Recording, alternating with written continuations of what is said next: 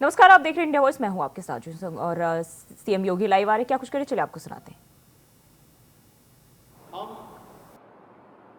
जैसे investor friendly policy लेके आते हैं, ऐसे इन्वेस्टर को भी पब्लिक फ्रेंडली अपने निवेश को बनाना पड़ेगा। 1 लाख स्कूली बस है हमारे पास, ये सभी रिप्लेस हो जाएंगी इलेक्ट्रिक बस में, बशर्ते इस दिशा में हम लोगों ने अपने स्तर पर थोड़ा भी इनिशिएटिव लिया। उत्तर प्रदेश में 1,05,000 से अधिक हमारे पास राजस्व गांव है और 2 लाख से अधिक मजरे हैं। अगर इन राजस्व 1 लाख गांवों को भी हमें जोड़ना होगा तो भी सस्ती सेवा के लिए इलेक्ट्रिक बस सेवा अच्छी बेहतरीन माध्यम बन सकती है। इसमें हम अपने प्रदेश के तमाम युवाओं को इस सर्विस के साथ जोड़ सकते हैं।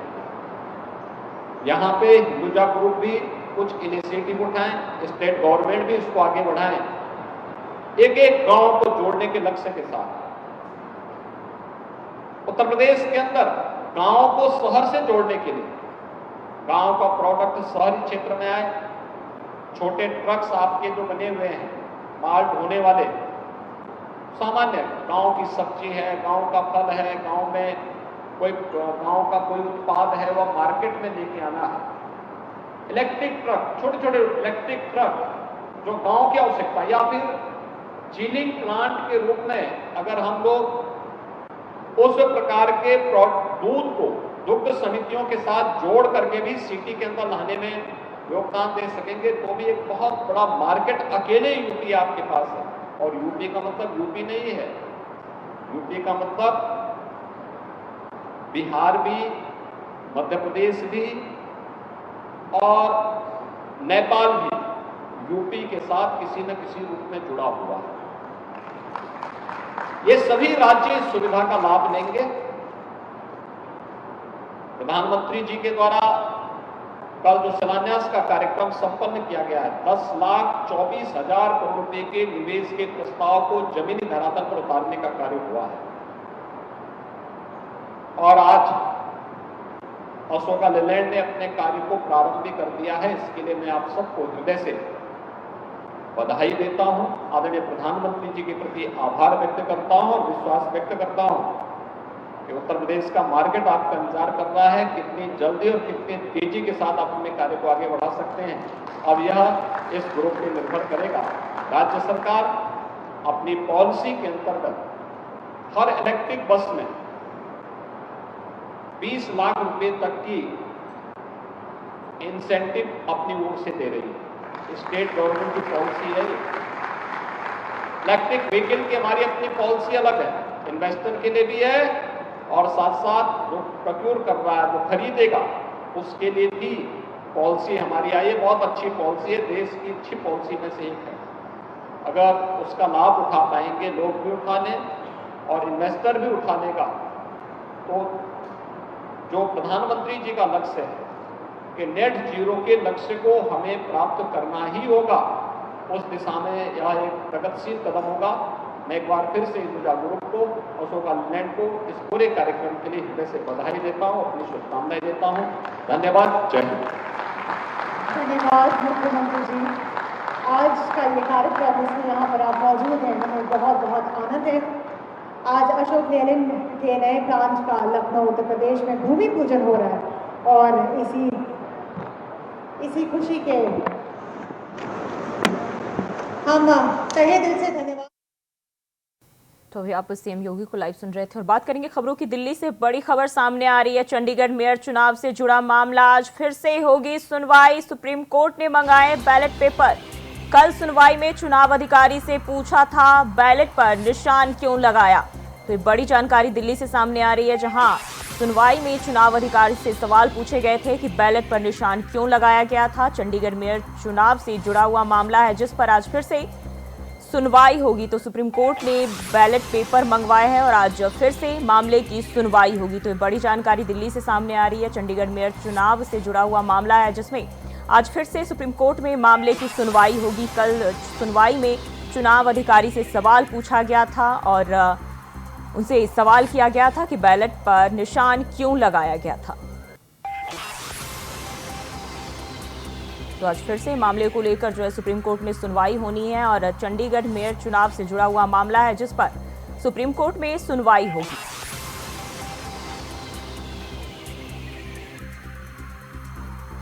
तो दिल्ली से बड़ी खबर सामने आ रही, चंडीगढ़ मेयर चुनाव से जुड़ा हुआ मामला है। आज फिर से मामले की सुनवाई होगी। कल सुनवाई में अधिकारी से सवाल किया गया था, बैलेट पर निशान क्यों लगाया गया था। तो सुप्रीम कोर्ट की ओर से अधिकारी से सवाल पूछे गए थे और आज फिर से मामले की सुनवाई होनी है।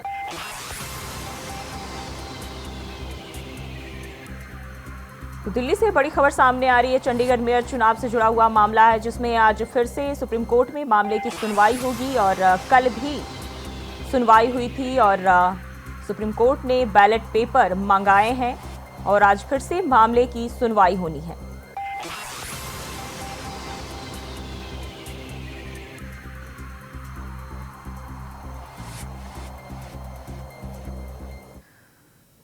तो कल सुनवाई में चुनाव अधिकारी से सवाल पूछे गए थे और एक बार फिर से आज मामले की सुनवाई होनी है। सुप्रीम कोर्ट ने बैलेट पेपर मंगवाए हैं। तो दिल्ली से बड़ी खबर सामने आ रही है, आज फिर से मामले की सुनवाई सुप्रीम कोर्ट में होगी।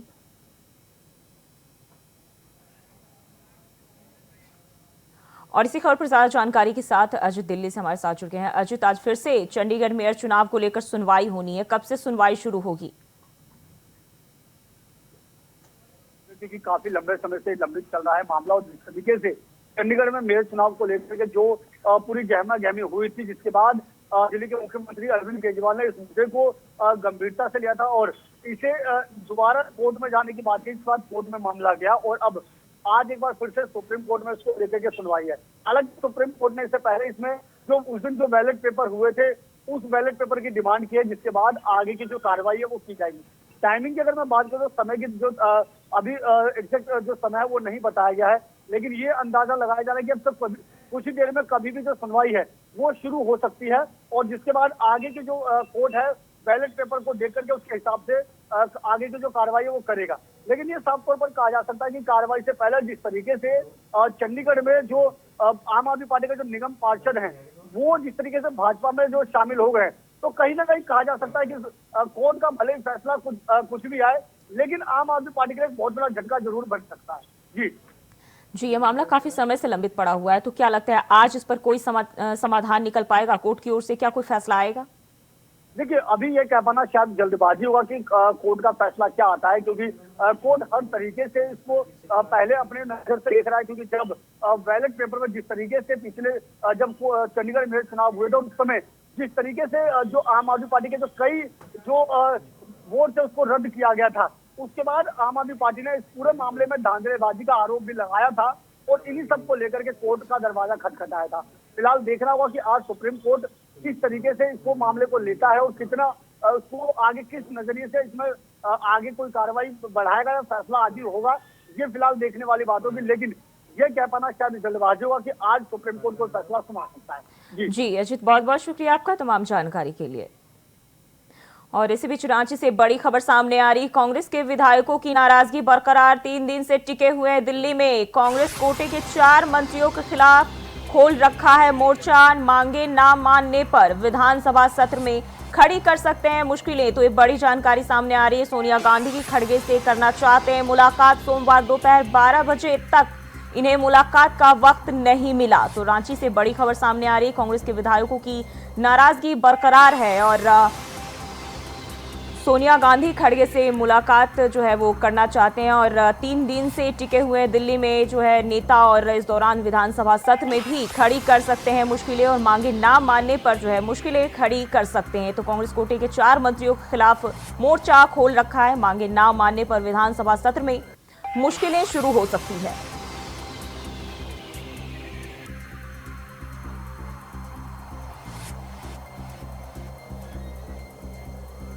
तो रांची से बड़ी खबर सामने आ रही है, कांग्रेस के विधायकों की नाराजगी बरकरार है, 3 दिन से दिल्ली में टिके हुए हैं।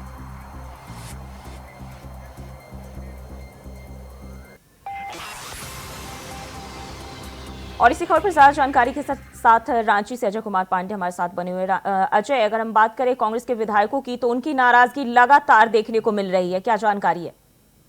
जी बिल्कुल, आप देख सकती हैं कि मंत्रिमंडल के गठन के बाद लगातार जो 10 विधायक हैं नाराज हैं और अभी दिल्ली में जमे हुए हैं।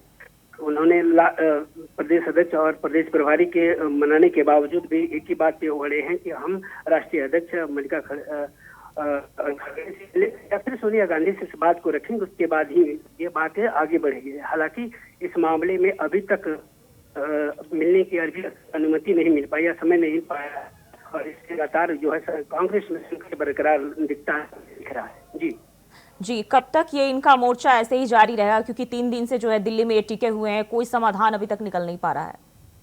देखिए, ये लगातार कई वहाँ जो दिल्ली में बैठे हुए हैं वहाँ के वरीय अधिकारी जो है कांग्रेस के, वो मनाने की कोशिश कर रहे हैं उन विधायकों को जो रुठे हुए हैं, लेकिन हालांकि अभी वो मानने को तैयार नहीं है। एक ही बात वो कह रहे हैं कि हम जब तक आला अधिकार यानी जो राष्ट्रीय अध्यक्ष से जब तक नहीं मिलेंगे नहीं, तब तक ये चीजें हम आगे हम नहीं बढ़ेंगे। तो ऐसे में लगता है कि जो कांग्रेस की जो संकट है अभी जो है वो बरकरार रहेगा खेमे का, और ऐसे में जो कि बजट सत्र भी होना है झारखंड में 23 तारीख से। जी, और बताया जा रहा है कि इस दौरान भी विधानसभा सत्र में जो है मुश्किलें जो है कम नहीं हो सकती बल्कि बढ़ती ही जाएंगी अगर मांगे ना मानी जाती हैं। जी बिल्कुल, इन्होंने पहले ही स्पष्ट कर दिया था कि अगर बात हमारी नहीं मानी गई तो हम बजट सत्र में भाग नहीं लेंगे। ऐसे में बजट सत्र बिना कांग्रेस विधायकों का कम संख्या में होना ये खतरे की घंटी है। लगातार लग रहा है कि इस पर ऐसे अगर ये स्थिति बनी रहे तो कुछ भी सत्ता बदल सकता है स्थिति झारखंड की। तो क्या आप सोनिया गांधी और खड़गे मुलाकात हो पाएगी इनकी? तो कल का समय एक्चुअली उन्होंने कहा था कि हम कल मिलवा देंगे राष्ट्रीय अध्यक्ष जी से, लेकिन हालांकि उनको उनका जो व्यस्तता कार्यक्रम है इनके कारण नहीं मिल पाया। ये अब तक ये बातें सामने चीजें नहीं आ पाई कि किस कारण वो नहीं मिलना चाहते हैं या फिर जो कंडीशन वो रख रहे हैं वो कंडीशन में वो आला कमान जो है वो उस पर राजी नहीं होना चाह रहे होंगे। इस कारण लगता है कि अभी तक ये मामले जो है वो दुविधा में फंसी हुई है और वो इंतजार कर रहे हैं अगले आदेश के लिए। जी अजय, बहुत बहुत शुक्रिया आपका तमाम जानकारी के लिए। तो कांग्रेस विधायकों की नाराजगी लगातार देखने को मिल रही है और 3 दिनों से दिल्ली में टिके हुए हैं।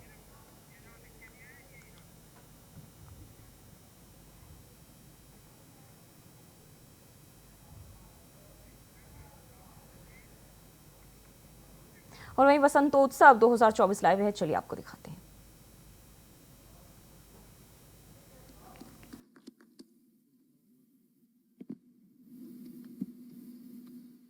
धन्यवाद सर। वसंतोत्सव 2024 राजभवन की एक पहचान है जो पिछले कई वर्षों से राजभवन में वसंत के समय में यहाँ पे पुष्प प्रदर्शनी और एक 2 दिवसीय मेला लगा करता था, जो पिछले वर्ष से माननीय राज्यपाल जी के निर्देश पर अभी ये 3 दिनों का एक कार्यक्रम हो गया है। बहुत ही लोकप्रिय कार्यक्रम है ये, आम जन में भी बहुत प्रसिद्ध कार्यक्रम है, मीडिया बंधुओं के लिए भी ये एक आम रोजमर्रा के जीवन और रोजमर्रा की गतिविधियों से हटकर एक अलग तरीके की प्रोग्राम को कवर करने का अवसर होता है और आप सभी लोग इससे भली भांति विज्ञ हैं। इस वर्ष जो वसंतोत्सव है उसमें क्या कुछ नया है और क्या कुछ प्लान किया जा रहा है, इसी की जानकारी देने के लिए कर्टन रेजर कार्यक्रम है। आप बहुत ही सीनियर और बहुत ही पुराने मीडिया के मेरे दोस्त यहाँ उपस्थित हैं, फिर भी जो लोग नए हैं उनके लिए मैं एक बार फिर निवेदन करना चाहूँगा कि ये कर्टन रेजर कार्यक्रम है। इसमें आपको इसका उद्देश्य वसंतोत्सव 2024 के कार्यक्रम की जानकारी देना है ताकि आने वाले 10-12 दिनों में आप इस कार्यक्रम का अपनी समझ से और लोगों की आवश्यकता के अनुसार प्रचार प्रसार करें ताकि अधिक से अधिक लोग इसका लाभ उठा सकें। मैं फिर से रिक्वेस्ट करूंगा सिर्फ उन लोगों के लिए जो लोग नए हैं, बाकी लोग वर्षों से इस कार्यक्रम को कवर करते रहे हैं, कि ये प्रेस कॉन्फ्रेंस नहीं है, इसमें कोई भी सवाल नहीं लिए जाएंगे। हाँ, ब्रीफिंग में किसी पर्टिकुलर इवेंट के लिए कोई क्लैरिफिकेशन चाहिए तो वो यहाँ पे उद्यान विभाग के अधिकारी भी हैं, वरिष्ठ अधिकारी भी हैं। अगर ऐसा होगा कि किसी पर्टिकुलर इवेंट का कोई क्लैरिफिकेशन है तो वो क्लैरिफाई कर दिया जाएगा। बट मेरा अनुरोध है कि this is not a press conference, so we will not take any questions. और अब मैं इस कार्यक्रम को आगे बढ़ाते हुए सचिव उद्यान श्री विनोद कुमार सुमन जी से रिक्वेस्ट करूँगा कि वो आएँ और अपना स्वागत उद्बोधन दें।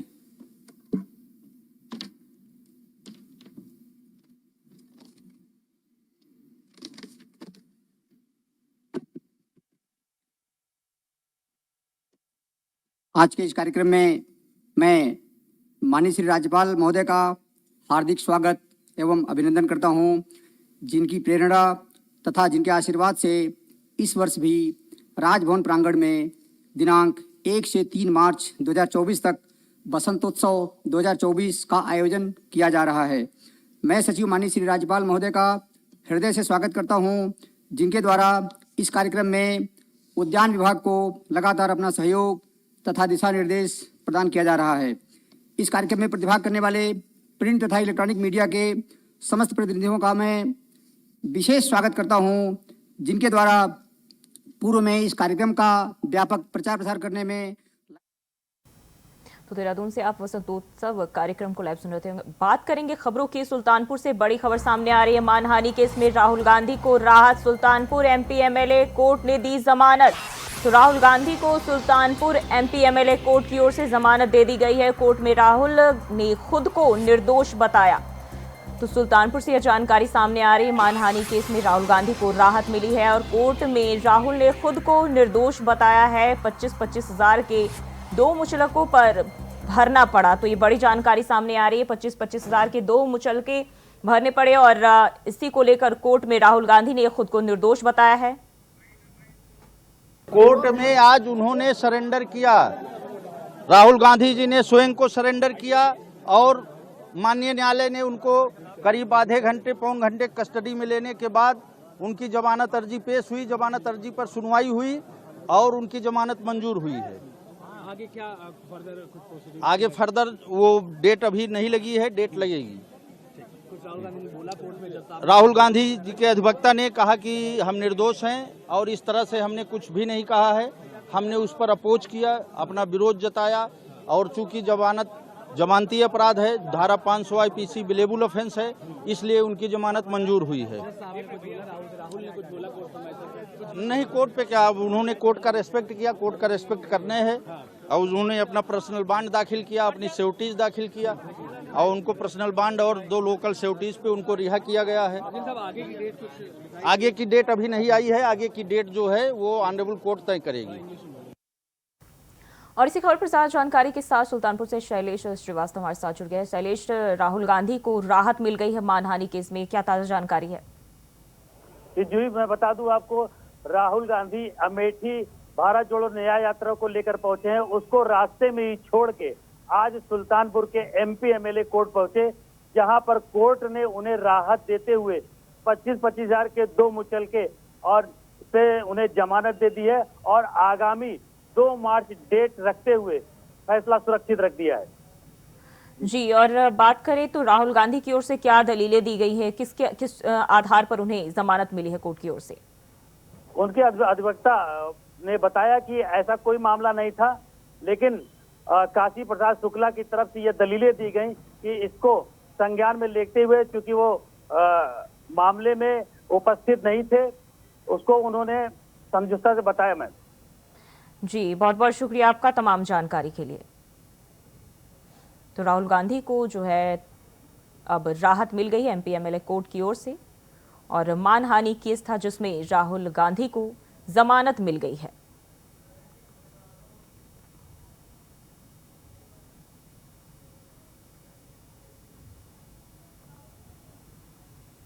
कोर्ट में राहुल गांधी की ओर से जो है उन्होंने खुद को निर्दोष बताया। उनके अधिवक्ता ने दलीलें दी है कि राहुल गांधी निर्दोष है और इसी के आधार पर जो है 25-25 हजार के मुचलके भरने पड़े और इसके साथ ही राहुल गांधी को कोर्ट की ओर से जमानत मिल गई है।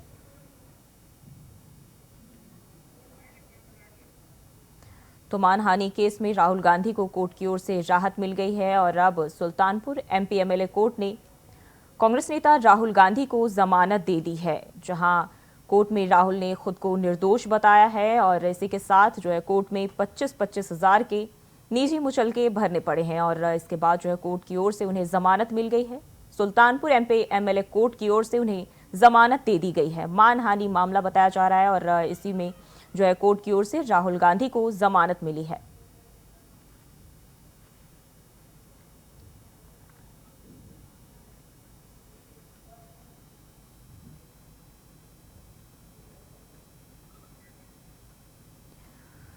तो कोर्ट में राहुल गांधी ने खुद को निर्दोष बताया है और कोर्ट की ओर से सुल्तानपुर एमपी एमएलए कोर्ट की ओर से राहुल गांधी को जमानत मिल गई है। मानहानि केस में राहुल गांधी को राहत मिल गई है।